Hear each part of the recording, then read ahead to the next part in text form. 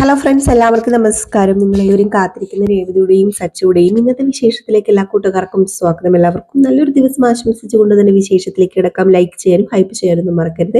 അപ്പൊ ഞാൻ നേരെ വിശേഷത്തിലേക്ക് തന്നെ പോവുകയാണ്. അങ്ങനെ ഓണസദ്യ കഴിച്ചുകൊണ്ടിരിക്കുന്നതിനിടയിൽ ടീച്ചറമ്മ നമ്മുടെ സച്ചിയുടെ കാര്യങ്ങളൊക്കെ പഴയ കാര്യങ്ങളൊക്കെ പറയുകയാണ്. അപ്പൊ ഇത് കേട്ട് കഴിയുമ്പോഴത്തേക്കും എല്ലാവർക്കും സങ്കടമാകുക. പ്രത്യേകിച്ച് നമ്മുടെ ദേവതിക്കും സങ്കടമാകാനുണ്ട്. കാരണം നമ്മുടെ സച്ചിയുടെ കാര്യമാണല്ലോ പറയുന്നത്.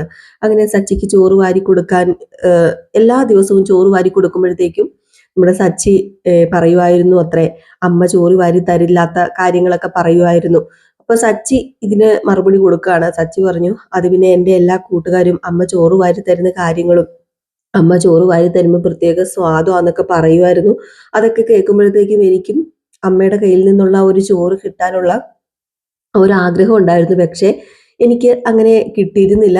ഞാനും ഒരുപാട് കൊതിച്ചിരുന്നു സ്വന്തം അമ്മയുടെ കയ്യിൽ നിന്നും ഒരു ഉരുള ചോറ് കഴിക്കണമെന്നും ആ ഒരു രുചി എന്തായിരിക്കണം എന്നൊക്കെ അറിയാനുള്ള ഒരു ആഗ്രഹം അത് ഉണ്ടായിരുന്നല്ലോ.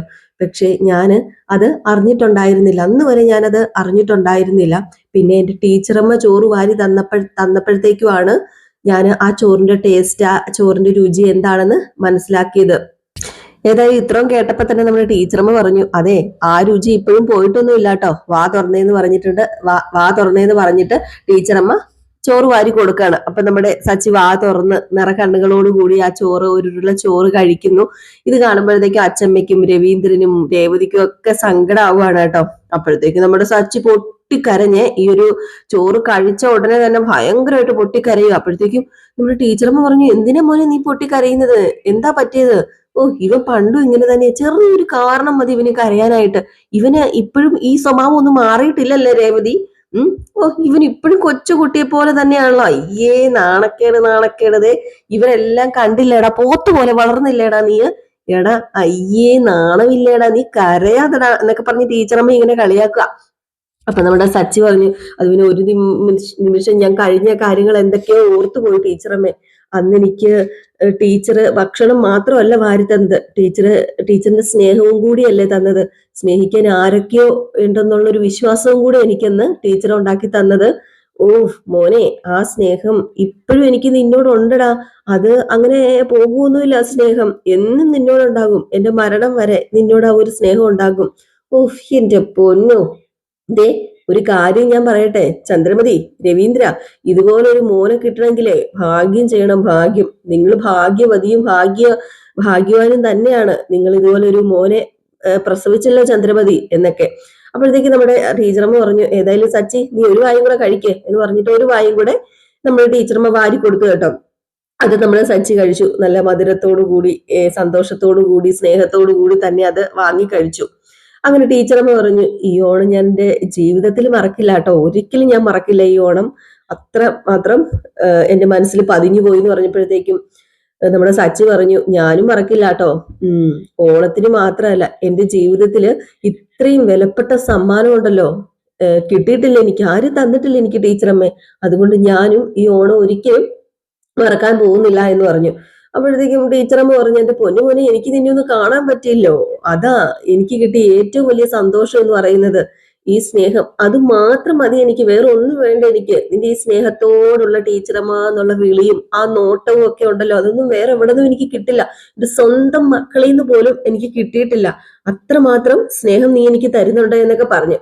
അങ്ങനെ ചോറൂടൊക്കെ കഴിഞ്ഞു കേട്ടോ. ചോറൂടൊക്കെ കഴിഞ്ഞിട്ട് നമ്മുടെ ടീച്ചറമ്മ എല്ലാവരോടും യാത്രയൊക്കെ പറഞ്ഞ് ഇറങ്ങാണ് കേട്ടോ.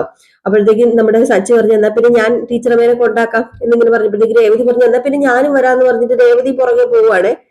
അപ്പം നമ്മുടെ വർഷ പറയുകയാണെ, എനിക്ക് ഇപ്പം അഭിമാനം തോന്നുക കേട്ടോ. അപ്പൊ എല്ലാവരും ചോദിച്ചേ, അതെന്താ നിനക്ക് പെട്ടെന്ന് ഒരു അഭിമാനം തോന്നല്? അത് പിന്നെ സച്ചേട്ടന്റെ അനിയത്തി ആയതിലേ എനിക്കൊരു അഭിമാനം തോന്നുന്നുണ്ട്. അപ്പൊ ശ്രീകാന്ത് പറഞ്ഞു, അത് ശരിയാ വർഷ പറഞ്ഞത്, നീ പറഞ്ഞത് 100% ശരി, എനിക്ക് തോന്നുന്നുണ്ട് സച്ചേട്ടന്റെ അനിയനായതിൽ ഒരു അഭിമാനം എന്ന്. അങ്ങനെ ഈ സമയത്ത് നമ്മുടെ സച്ചിയും രേവതിയും കൂടി ചേർന്നിട്ട് ടീച്ചറമ്മേനെ കൊണ്ടുവിടാൻ ഇങ്ങനെ പോവാണ്. കാറിനകത്ത് ഇരിക്കുകയാണ് കേട്ടോ. നമ്മുടെ രേവതിക്ക് മനസ്സിലുള്ള കാര്യങ്ങളൊന്നും പോകുന്നില്ല. അങ്ങനെ രേവതി ഇങ്ങനെ മനസ്സിൽ വിചാരിക്കുകയാണ്, ടീച്ചറിനോട് ഞാൻ ചോദിച്ചാലോ ആ കാര്യങ്ങളൊക്കെ, ടീച്ചർ എന്നോടത് പറയുമായിരിക്കുമോ? സച്ചേട്ടൻ എന്തായിരിക്കും സംഭവിച്ചത്? സച്ചേട്ടൻ ചെറുപ്പത്തിൽ എന്താ ഒരു തെറ്റ് ചെയ്തത്? അപ്പോഴത്തേക്കും പെട്ടെന്ന് നമ്മുടെ രേവതി ടീച്ചറെ ഒരു വിളിച്ചു കേട്ടോ.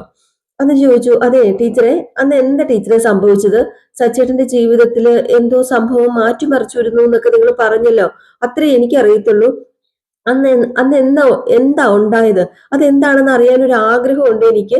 ആരും അത് എന്നോട് പറയുന്നുമില്ല ടീച്ചറമ്മേ. എന്താ അമ്മേ അന്ന് ഉണ്ടായത്? നടന്ന സംഭവം എന്താ? ടീച്ചറിന് അതിനെക്കുറിച്ച് അറിയാമെങ്കിൽ എന്നോട് പറയൂ ടീച്ചറെ. ഞാൻ പഠിച്ച പണി 18 നോക്കി അത് എന്താണെന്ന് അറിയാനായിട്ട്. എനിക്കത് എന്താണെങ്കിലും അറിഞ്ഞേ പറ്റൂ ടീച്ചറെ. ടീച്ചർ അതൊന്ന് പറയുവോ പ്ലീസ് ടീച്ചറമ്മ എന്ന് പറഞ്ഞപ്പോഴത്തേക്കും ടീച്ചറമ്മ ഒന്നും മിണ്ടുന്നില്ല. സച്ചി അങ്ങ് വല്ലാണ്ടായി പോയിട്ടോ.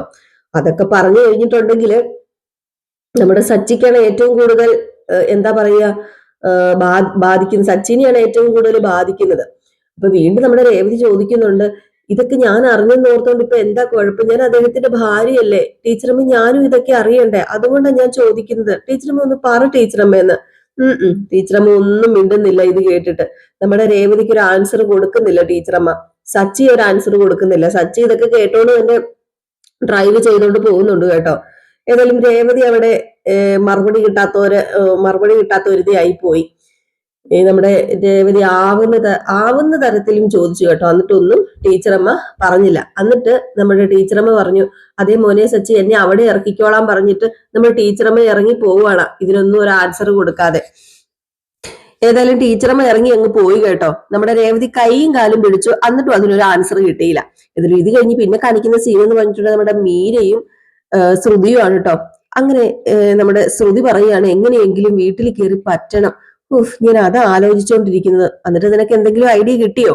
ഏയ് കിട്ടിയൊന്നുമില്ല. ഇനി എന്നെങ്കിലും ശ്രുതി വിളിക്കുന്നൊക്കെ ഞാൻ ഓർത്തു. പക്ഷെ ഒരു ഓണമായിട്ട് പോലും എന്നെ വിളിച്ചില്ലല്ലോ അവന്. ഇങ്ങനെ പോയാലേ എനിക്ക് എല്ലാം നഷ്ടപ്പെടും. ഞാൻ ആഗ്രഹിച്ച് നേടി എനിക്ക് കിട്ടിയ ജീവിതമൊക്കെ നഷ്ടപ്പെട്ടു പോകും. അത് പിന്നെ ശ്രുതിക്ക് നിന്നോട് സ്നേഹക്കുറവൊന്നുമില്ല. നിന്നെ വിളിക്കാതിരിക്കുന്നത് സത്യം പറഞ്ഞാല് ആന്റീനെ പേടിച്ചിട്ട് അങ്ങാണ്ടാണ്. നീ ഇങ്ങനെ മാറി നിക്കല്ലേ. നീ ഒരു കാര്യം ചെയ്യ്, ഇടയ്ക്ക് അവനെ ചെന്ന് കാണ്, വിളിക്കുക. നീ കൂടെ ഇല്ലാത്തതിന്റെ വിഷമം അവനും ഉണ്ടായിരിക്കും.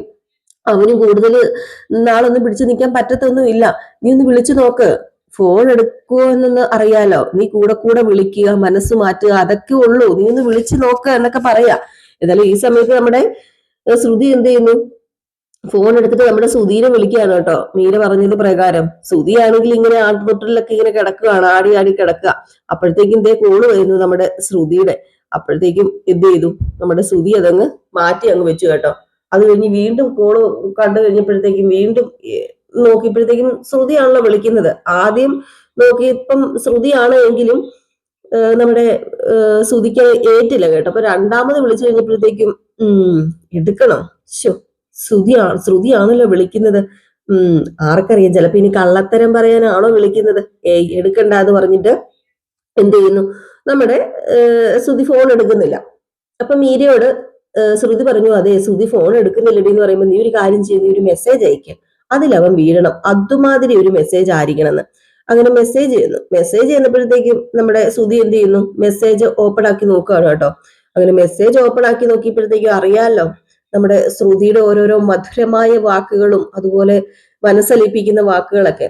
അപ്പൊ അതുപോലെയുള്ള ഒരു മെസ്സേജാണ്. എനിക്ക് മടുത്തു, എനിക്കിങ്ങനെ ഒറ്റയ്ക്ക് ജീവിക്കാൻ കഴിയില്ല, ഇനി എന്നെ വീട്ടിലേക്ക് കൂട്ടിക്കൊണ്ട് പോയില്ലെങ്കിൽ ഞാൻ ആത്മഹത്യ ചെയ്യും എന്നൊക്കെ. ഇത് കേട്ട് കഴിഞ്ഞപ്പോഴത്തേക്കും നമ്മുടെ ശ്രുതി, വീട്ടിൽ കയറി പറ്റാനുള്ള നിന്റെ പുതിയ തന്ത്രമാണല്ലേടി, നീ ആരെ അടി പേടിപ്പിക്കുന്നത്? ഞാൻ ഇതിലൊന്നും വീഴത്തില്ല മോളെ. ശ്രുതി മെസ്സേജ് പോലെന്ന് പറഞ്ഞിട്ട് ഒരു മൈൻഡും ഇല്ലാതെ ശ്രുതി അതവിടെ വെച്ച് കേട്ടോ. ശ്രുതി മൈൻഡ് ചെയ്യുന്നില്ല, റിപ്ലൈയും കൊടുക്കുന്നില്ല. അപ്പോഴത്തേക്ക് നമ്മുടെ ശ്രുതി പറഞ്ഞു, മീരെ എന്റെ മെസ്സേജ് കണ്ടു പക്ഷെ റിപ്ലൈ ചെയ്യുന്നില്ല എന്ന് പറഞ്ഞപ്പം, ആഹാ അവൻ ഇത്ര മനക്കെട്ടുള്ളവനാണോ? ദുഷ്ടനാണല്ലോ അവന്, അവൻ കൊള്ളാലോടി ഈ ശ്രുതി എന്നിങ്ങനെ മീര പറഞ്ഞപ്പോഴത്തേക്കും ഇനിയിപ്പൊ എന്താ ചെയ്യുക, എനിക്ക് ഒരു എത്തും പിടിയും കിട്ടുന്നില്ല, തലയ്ക്ക് ഭ്രാന്ത് പിടിക്കുന്നുണ്ടെന്നൊക്കെ ഇങ്ങനെ പറയുന്നുണ്ട് നമ്മുടെ ശ്രുതി. ഏതായാലും ഈ സമയത്ത് നേരെ രവീന്ദ്രൻ ശ്രുതിയുടെ അടുത്തായിരുന്നു. എന്നിട്ട് ചോദിച്ചു, ഇന്ന് ഷോറൂം അവധിയാണോ? അവധിയൊന്നും അല്ല അച്ഛാ, തുറന്നിട്ടുണ്ട്. എന്നിട്ട് എന്താ നീ അങ്ങോട്ടേക്ക് പോവാത്തത്? നീ ഇവിടെ ഇരിക്കുന്നത്? അത് പിന്നെ ഞാൻ ഫുൾ ടൈം അവിടെ ഇരിക്കേണ്ട ആവശ്യമൊന്നുമില്ലല്ലോ. എടാ സ്റ്റാഫ് നോക്കിക്കഴിഞ്ഞാല് പൈസയൊന്നും നിന്റെ പോക്കറ്റിൽ എത്തത്തില്ല, അതൊക്കെ പോകും. വലിയ ബിസിനസ്സുകാരനാണ് പോലും. ഫോൺ നോക്കി വീട്ടിൽ ഇരിക്കാൻ നിനക്കൊരു മടിയില്ലല്ലോ. കടയിൽ പോകാനല്ലേടാ നിനക്ക് മടിയെ?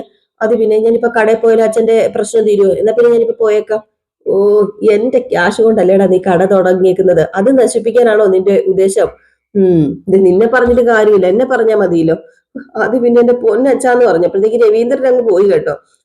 ആരും ഒരു സമാധാനവും തരത്തില്ല. ഞാൻ കടയിൽ ചെന്നിട്ടുണ്ടെങ്കിൽ സുഹൃതി എന്നെ അവിടെ കാണാൻ വരും. ഫോണിൽ മെസ്സേജ് അയക്കുന്നത് പോലെ ഒന്നും അല്ല. വന്നു കഴിഞ്ഞിട്ടുണ്ടെങ്കിൽ നേരിട്ട് വന്ന് കരഞ്ഞു പറഞ്ഞാൽ ചിലപ്പോ എന്റെ മനസ്സ് അലിഞ്ഞു പോകും, എന്റെ കൺട്രോളും പോകും. ഓ, അതുകൊണ്ടാണ് ഞാൻ അങ്ങോട്ടേക്ക് പോവാത്തത്. ചിലപ്പോ ഞാൻ അവളോട് സംസാരിച്ചു പോകും, ചിലപ്പം അവളുടെ കൂടെ ഞാൻ പോയെന്നും വരും. ഓ, അയ്യോ, അതൊക്കെയാണ് എന്റെ അമ്മ അറിഞ്ഞാല് അതോടുകൂടി എന്റെ കഥയും അമ്മ കഴിക്കും. ഇനിയിപ്പൊ എന്ത് ചെയ്യും? ഒരു നിവൃത്തിയില്ല. എവിടെയും പോകാതെ ഇവിടെ തന്നെ ഇരിക്കുന്ന എന്റെ ആരോഗ്യത്തിന് നല്ലത്. ഇല്ലെങ്കിലേ എല്ലാവരും കൂടെ എന്നെ കൊല്ലും. എന്തൊരു ജന്മമായത് എന്നുള്ള രീതിയിൽ സംസാരിച്ചിട്ടൊക്കെ ഇരിക്കുകയാണ് കേട്ടോ. സത്യം പറഞ്ഞാൽ നമ്മുടെ ശ്രുതിക്ക് ചന്ദ്രനെ പേടിയാണ്. ഈ സമയത്ത് പിന്നെയും കാണിക്കുന്ന സീൻ എന്ന് പറഞ്ഞിട്ടുണ്ടെങ്കിൽ മീരനെയും നമ്മുടെ ശ്രുതിനെയാണ്. അങ്ങനെ നമ്മുടെ മീര പറഞ്ഞു, എന്തെങ്കിലും ഒരു വഴി കിട്ടൂടി ആ വീട്ടിൽ കയറാനായിട്ട്, നീ സമാധാനമായിട്ട് ഇരിക്കുക, എന്തെങ്കിലും ഒരു അവസരം കിട്ടുന്നു. ഇതൊക്കെ കഴിഞ്ഞ് പിന്നെ കാണിക്കുന്ന സീൻ എന്ന് പറഞ്ഞു കഴിഞ്ഞിട്ടുണ്ടെങ്കിൽ ഒരു പുതുമുഖം വരികയാണ് കേട്ടോ.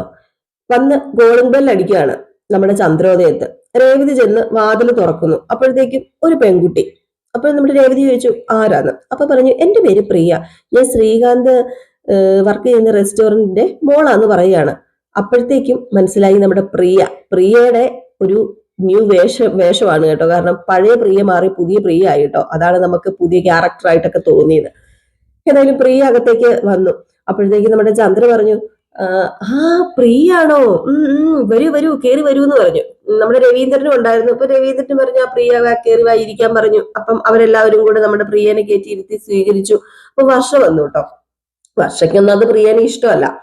അങ്ങനെ നമ്മുടെ പ്രിയ ചോദിച്ചു, അല്ല ശ്രീകാന്ത് ഇല്ലേ ഇവിടെ എന്ന് ചോദിച്ചപ്പോഴത്തേക്ക് ഉണ്ട്, അകത്തുണ്ട്.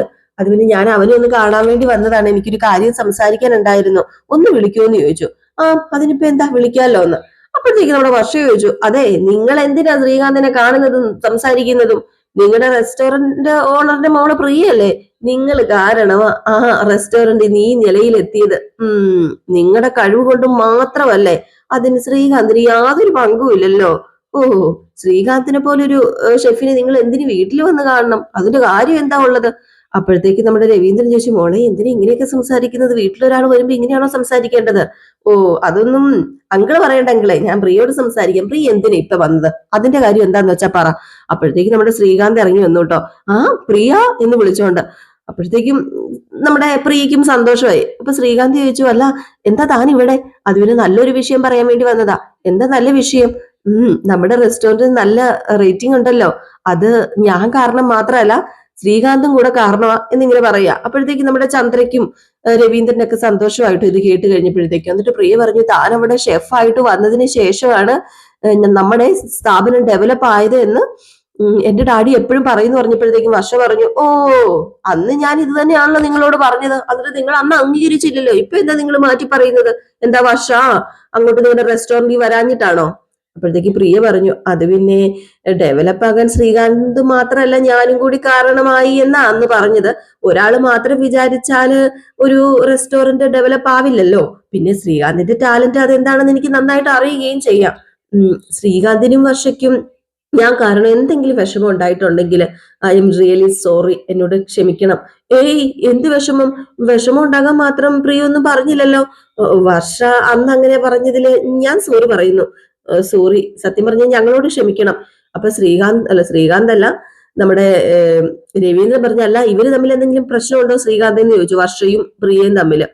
അപ്പോഴത്തേക്കും ശ്രീകാന്ത് പറഞ്ഞു, പ്രശ്നമൊന്നുമില്ല എന്ന് പറഞ്ഞു. അപ്പൊ പ്രിയ പറഞ്ഞു, എസ്, ഞാന് വന്ന കാര്യം അങ്ങോട്ട് പറയാം, അതാദ്യം പറയുന്നതല്ലേ നല്ലത്. അത് പിന്നെ അങ്കിളെ, ഞങ്ങൾക്ക് ഇപ്പൊ 4 ബ്രാഞ്ചസ് ഉണ്ട്. ഒരു 2 കൂടി ഓപ്പൺ ചെയ്യാനുള്ള പ്ലാനിലാണ് ഞങ്ങള്. പുതിയതായി ഓപ്പൺ ചെയ്യുന്ന ബ്രാഞ്ചിലെ ശ്രീകാന്തിനെ എന്റെ വർക്കിംഗ് പാർട്ട്ണർ ആക്കാൻ വേണ്ടി തീരുമാനിച്ചിരിക്കുക. അത് അറിയിക്കാൻ വേണ്ടി ഞാൻ ഇങ്ങോട്ടേക്ക് വന്നത്. അപ്പോഴത്തേക്ക് നമ്മുടെ വർഷയ്ക്ക് ദേഷ്യം വന്നു കേട്ടോ. വർഷയ്ക്ക് ഇഷ്ടമല്ലല്ലോ. സുധി ആണെങ്കിൽ ഇവനെ വർക്കിംഗ് പാർട്ട്ണർ ആക്കാൻ പോകുന്നു എന്ന് പറഞ്ഞു സുധി കണ്ണു തള്ളി നിൽക്കുകയാണ് കേട്ടോ. അപ്പൊ സുധി കണ്ണു തള്ളിയിട്ട് സുധി പറഞ്ഞു, അത് പിന്നെ ശ്രീകാന്ത് ക്യാഷ് ഇൻവെസ്റ്റ് ചെയ്യാതെ എങ്ങനെയാ പറ്റുന്നത് എന്നിങ്ങനെ ചോദിച്ചപ്പം, അതെ ശ്രീകാന്ത് ക്യാഷ് അല്ല ഇൻവെസ്റ്റ് ചെയ്യണ്ടേ, ഇവന്റെ ടാലന്റ് ആണ് ഞങ്ങളുടെ വലിയ ഇൻവെസ്റ്റ്മെന്റ്. പിന്നെ പ്രോഫിറ്റില് ശ്രീകാന്തിന് ഷെയറും ഉണ്ടാകും. ഓഹോ, അത് കൊള്ളാലോ, ക്യാഷ് ഇൻവെസ്റ്റ് ചെയ്യാതെ ഷെയർ ഉണ്ടാകുന്നു, അതെങ്ങനെ ശരിയാകും? അപ്പൊ നമ്മുടെ രേവതി പറഞ്ഞു, ഏതെങ്കിലും നല്ല കാര്യമാണ്, എനിക്കും സന്തോഷമായി. അപ്പം ശ്രീകാന്ത് പറഞ്ഞു, അല്ല പ്രിയ, അത് വേണോ, എന്നെ പാർട്ട്ണർ ആക്കുക പറയുമ്പോ വേണം. ഞാൻ വെറും വാക്ക് പറഞ്ഞതല്ല കേട്ടോ, സൈൻ ചെയ്യാനുള്ള ഡോക്യുമെന്റ്സ് ഒക്കെ ആയിട്ടാണ് ഞാൻ വന്നത്. എന്നെ എന്റെ പപ്പയെ ഇങ്ങോട്ട് പറഞ്ഞയച്ചത്. പപ്പയുടെ തീരുമാനം കൂടി ഇത് എന്റെ തീരുമാനം മാത്രമല്ല എന്ന്. അപ്പോഴത്തേക്കും നമ്മുടെ വർഷ പറഞ്ഞു, ഞാൻ കാരണമല്ല ഇപ്പൊ ഇങ്ങനെ ഒരു തീരുമാനം എടുത്തത്. അതെ, വർഷയുടെ വാക്കുകൾ എന്നെ ഒരുപാട് ചിന്തിപ്പിച്ചു. ശ്രീകാന്ത് ഇതിലൊന്ന് സൈൻ ചെയ്യ്. ഞങ്ങളുടെ പാർട്ട്ണർ ആകാന് ശ്രീകാന്തിന് താല്പര്യമില്ലേ? അതുകൊണ്ട് ശ്രീകാന്ത് ഇതിലൊന്ന് സൈൻ ചെയ്യാൻ പറഞ്ഞു. അങ്ങനെ നമ്മുടെ ശ്രീകാന്ത് സൈൻ ചെയ്യാൻ വേണ്ടി അവിടെ ഇരുന്ന് കേട്ടോ. നമ്മുടെ വർഷ സമ്മതിക്കുവോ? വർഷ അവിടെ നിൽക്കുവാണ്, കണ്ണും തുറച്ച് ഇങ്ങനെ നോക്കിക്കൊണ്ട്. അങ്ങനെ സൈൻ ചെയ്തു കേട്ടോ. സൈൻ ചെയ്ത് കഴിഞ്ഞപ്പോഴത്തേക്ക് നമ്മുടെ വർഷയ്ക്ക് ദേഷ്യം വന്നു. വർഷ ദേഷ്യം വന്നിട്ട് അവിടെ നിന്ന് പോയി. ഇതിൽ ശ്രീകാന്തിനും പ്രിയയ്ക്കും എല്ലാവർക്കും കാര്യം മനസ്സിലായി, നമ്മുടെ വർഷയ്ക്ക് ദേഷ്യം വന്നു എന്ന്. വർഷയോടൊന്ന് ചോദിച്ചു പോലും ചെയ്തില്ല അതിലൊന്ന് സൈൻ ചെയ്തോട്ടെ എന്ന്. പിന്നെ എങ്ങനെ ദേഷ്യം വരാതിരിക്കും? അങ്ങനെ സൈൻ ചെയ്ത് കഴിഞ്ഞപ്പോഴത്തേക്ക് നമ്മുടെ പ്രിയ പറഞ്ഞു, ഞാന് ഇപ്പോഴാണ് സത്യം പറഞ്ഞാല് ഹാപ്പി ആയത്. ഇനി ഏതായാലും ശ്രീകാന്ത് ഞങ്ങളുടെ ബിസിനസ് പാർട്ട്ണർ കൂടിയല്ലേ, അതുകൊണ്ട് ഒരുപാട് സന്തോഷം. ഇപ്പം 2 ബ്രാഞ്ച് ഓപ്പൺ ചെയ്യും. ഇപ്പൊ ഓപ്പൺ ചെയ്യാൻ പോകുന്നത് റെസ്റ്റോറന്റാ. ഇന്ത്യ മുഴുവൻ ബ്രാഞ്ചസ് ഓപ്പൺ ചെയ്യണം. അത് എന്റെ ഒരു ഡ്രീം തന്നെയാണ്. ആ ഡ്രീമിനിപ്പം സത്യം പറഞ്ഞു കഴിഞ്ഞിട്ടുണ്ടെങ്കിൽ ശ്രീകാന്തും കൂടെയാണ് എനിക്ക് അവസരം ഉണ്ടാക്കി തന്നത് എന്ന് പറഞ്ഞപ്പോഴത്തേക്കും നമ്മുടെ ചന്ദ്ര ചോദിച്ചു, അല്ല ഇതിനൊക്കെ ഒത്തിരി ക്യാഷ് വേണ്ടേ? 1 കോടി വേണ്ടി വരുമോ? 1 കോടിയോ? ഇപ്പം 2 ബ്രാഞ്ചസിനും കൂടെ 15 കോടിയോ ബഡ്ജറ്റ് ആയിരിക്കുന്നത്. 15 കോടിയോ? അല്ലെ ഇത്രയും ക്യാഷ് ഒക്കെ മോൾക്ക് എന്തിനാ? മോൾക്ക് എവിടെന്നാ?